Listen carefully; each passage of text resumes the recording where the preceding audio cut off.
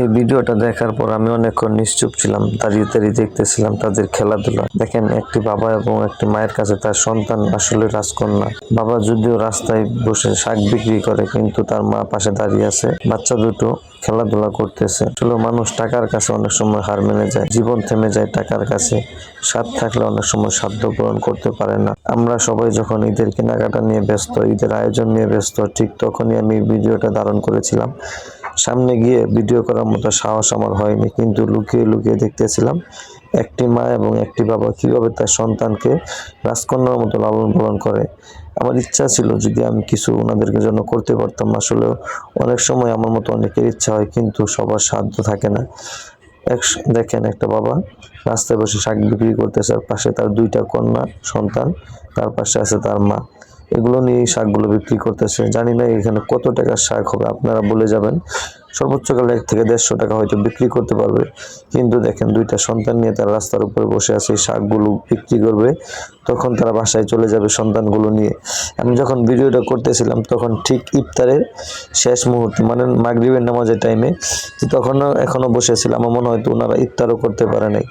মানুষের জীবন যে টাকার কাছে কতটা অমূল্যহীন, এটাই আমি ভাই বুঝে পাই না। যাই হোক, আমরা যারা বাবা মাকে কষ্ট দিই, আমাদের এই ভিডিওটা দেখা উচিত আমি মনে করি। জানেন, আমাদের জীবনেও কোনো না সময় এরকম একটা সময় আসতে পারে। জানি না উপরওয়ালা আমাদের জীবনে কি রেখে দিচ্ছেন। আমরা আমাদের সন্তানকে কতটুকু ভালোবাসি, কত সেবা যত্ন করে রাখি, যা মন চায় তা, যা খেতে চায় তা চাওয়ার আগে কিনে দেওয়ার চেষ্টা করি। কিন্তু কিছু বাবা মা আছে জীবন দিয়ে চেষ্টা করে, দেখেন তাদের সামর্থ্য নেই, কিন্তু সন্তান দুটোকে নিয়ে বসে আছে রাস্তার পাশে। এই শাকগুলো বিক্রি করে হয়তো চাল ডাল কিনে বাসায় যাবে, যায় খাওয়া দাওয়া করবে। সত্যি কথা বলতে ভাই, এই ভিডিও এই দৃশ্যগুলো দেখার পরে একটু খারাপ লাগে। আসলে করার মতো কোনো কিছু থাকে না।